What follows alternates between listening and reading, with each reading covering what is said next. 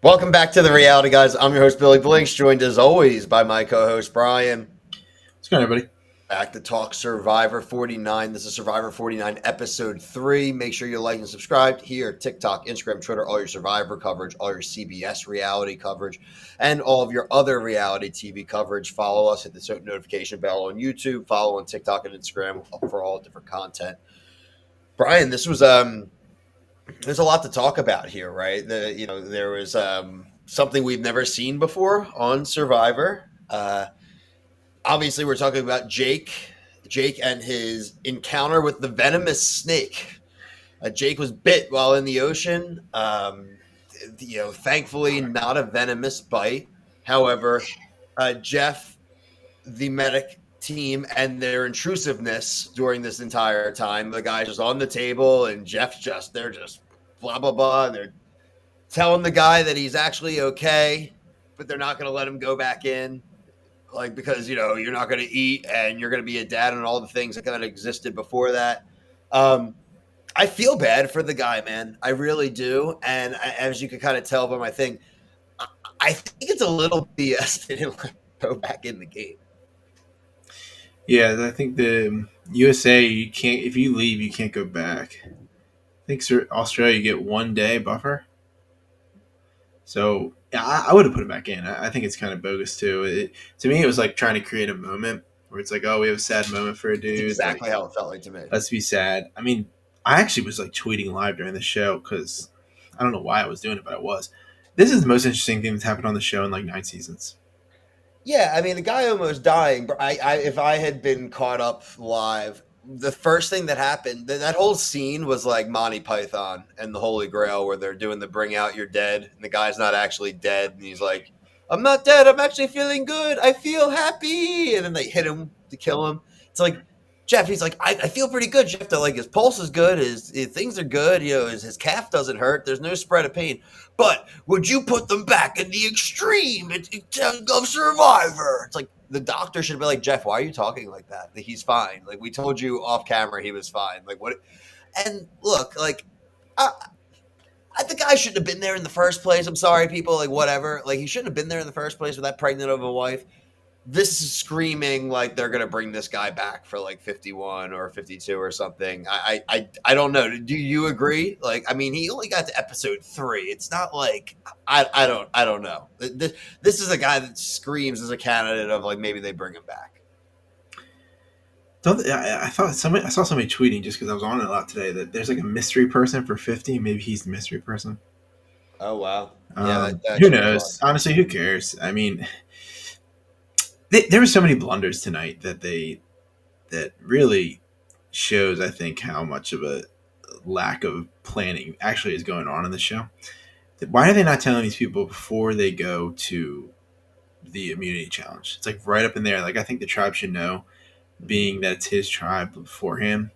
And then I'm sorry, man, audible the show and make it 2 tribes. Like why do we have like 1,000 people sitting out?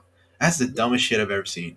Yeah, they, for all intents and purposes, now they didn't know what was going to happen, but I think they had a pretty good idea that that tribe was going to lose that immunity challenge. They haven't won anything with Jake. They were not going to all of a sudden, with just the 3 of them, somehow be able to take on the best 3 of the other 2 tribes, in my opinion, at least. But like you said, Brian, it's like we're already basically at 2 tribes now, so just do an early merge, like just It's not do even a merge, just a tribe. Like anything. But I'm saying, but like at this point, anything. Just like take the like throw the 3 randomly into the 2 tribes. well, I think Like you just do a complete tribe swap with everybody. There's 2 tribes, and everybody picks, and you just make it from 3 to 2, and then we'll do a merge at the right episode. I'm sorry, man. We don't need to have a schedule where you have your scheduled episodes of what's going to happen and like what's going on.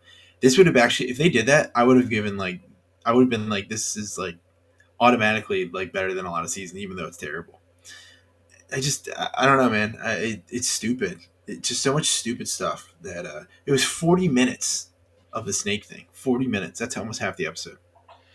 yeah, and again, for a guy that ended up just getting a bite, like he got bit by an animal. That could happen on Survivor. He has no enduring injuries.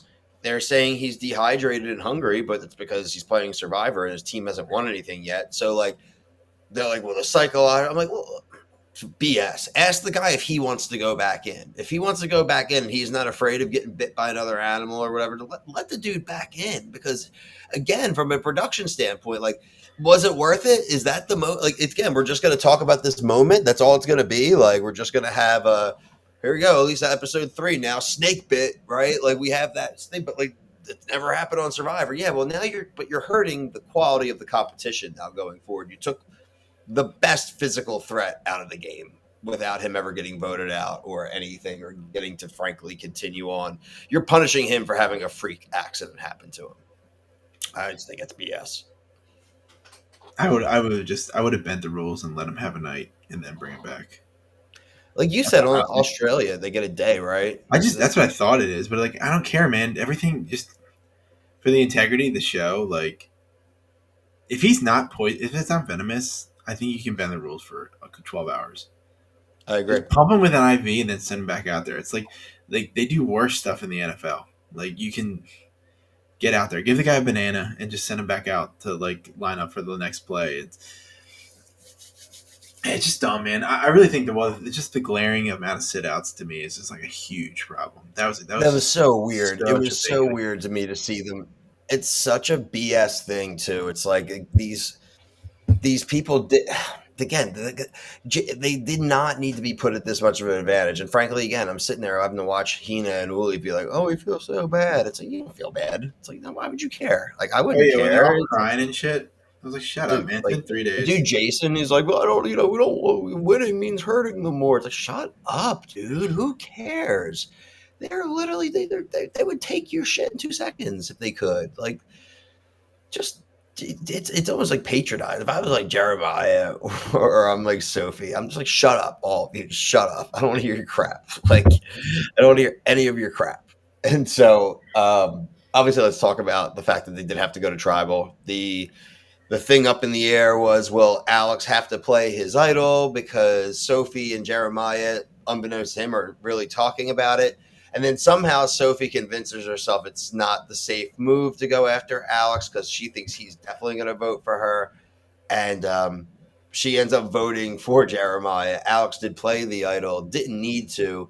So we have a flushed idol, which at least could have been another, at least a little interesting thing going in. These people with just 2 of them, but they have an idol unbeknownst to anyone else. And we don't have that now either. So I would have played it. I would have too. No, I Yeah, would yeah. have I think too, but it's it's just like, automatic. I wanted to see it be worth it. You know what I mean? I wanted to see him catch both of them. You know what I mean? But whatever. I mean, Yeah, I don't know, man. I just dumb. So another thing I really want to talk about is I kind of think in the beginning of the episode is like when Sage was having her conversation in the confessional about how she was bullied as a kid.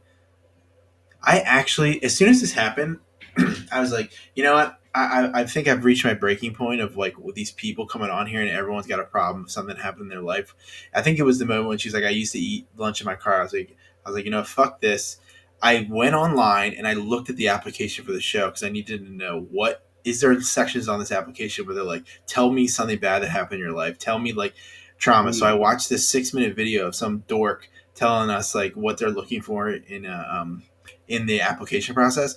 And it's like, well, we want someone that we can emotionally attach to. And I was just like, you got to be kidding me, man. Like they are spelling it out what they want yeah. on the show. And it's, oh man, it's terrible. This show We is might so be far gone. negative, Brian, but we're not wrong about this show in But I particular, needed to right? see it with my own eyes. I wanted to see like an actual paper application of what they were looking for, but I didn't find that. But it's just some dork telling me what they're looking for on a show. Like, dude, it's not even Jeff. It's not even Jeff telling you what. It's some dude. No, it's a casting guy. You know, it's one of It's the like casting producers and whatever. stuff like that. Yeah, just So lame shit. yeah, again, it's just unfortunate. I again at the top for the most, obviously chief of which for Jake. You already left and you've been gone from the pregnant wife, right? And then you have this crap happen to you early. You don't even get voted out, and so you already missed out on time, regardless if you get makes it back for the birth or not. Sure, if it could have, he could have seen, known what was going to happen. Maybe things would they would have he would have held off maybe until the next season of casting, right? But you know how long? Who knows how long he's been applying? Like we were saying pre-show, and so I understand getting cast. The timing was a little tough. That So doesn't bother me that much, honestly. Like, look, I'm People's not here gun telling them how to works. live their lives either, right? It was already just like the interesting storyline of it. And I will go again. My number one chief feeling out of this is I feel bad for the guy. I really do. This, yeah, like the This just season's so sucks. short these days. Like he was really only gone like maybe what 2 weeks tops because I used to he was in quarantine longer than he Yeah, was and frankly, for again, the this just show. gives me another thing to be annoyed at Jeff Probst for. He just totally dicked that guy. That guy could have totally gone back and kept playing, and he wanted to make it about himself and make it about getting to show us a little bit of the behind the scenes. And like, I don't think it's cool that you've been filming on that beach for 10 years. Like, don't put that in my face. Like, You know, what secretly I was thinking is that he was bit and it was poisonous, and they'd have to relocate scenes or somewhere else because of there's a snake problem. yeah, that would have been nice. I mean, again, Brian, everyone knows here. I think lizard kids are weird. Snakes are awful. There's just terrible, terrible creatures, right? And here we go again. They appeared and they took a survivor player with them this time, Brian. So, Dude, but you know look, what, man? They that snake almost did us a big favor. that's well, exactly. But that's my thing again, right? It couldn't just finish the job, right, Brian? Like it just had to do just enough to give Jeff Probst another self dick sucking moment, basically. Like If we were parcel tongues, we could speak to that snake, and we could have they could have watched our reviews a couple seasons ago and been like, I know the objective here. These guys it want me to take definitely somebody out. was. It was not any. It definitely wasn't the basilisk. It was not the anaconda from Anaconda. Like this was not one of the. It was not. It was none of the snakes from Snakes on a Plane. Like this was. They casted a low tier cheap snake for this scene, frankly. And I thought it was cool looking. White and black is pretty cool. well, that thing looked dangerous AF. He was like, I wonder if it's venomous. I'm like, bro, I don't need to know. That is so venomous. Like And the fact that they have a book. that was cool. That was the only behind the scenes thing I liked because that is like, hey, don't eat that, you will die. Like I do appreciate that Yeah, fact. like what at what point, like if they're so desperate, do they use that stuff for like fire or kindling?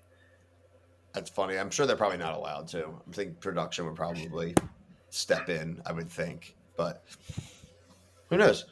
That'd be a fun thing to find out from like a former cast member if that ever They'll happened. never come on here. No, but we may see them somewhere. So, uh, like I mentioned, we're doing other CBS reality shows, including The Amazing Race. Right now, we are covering other reality shows, including Love Is Blind, season 9. Brian and I just did the review of week 2 of season 9. So hop on there if you're a Netflix fan. Plenty of other things. Just subscribe, like I mentioned here on YouTube, TikTok, Instagram, Twitter, all the reality guys.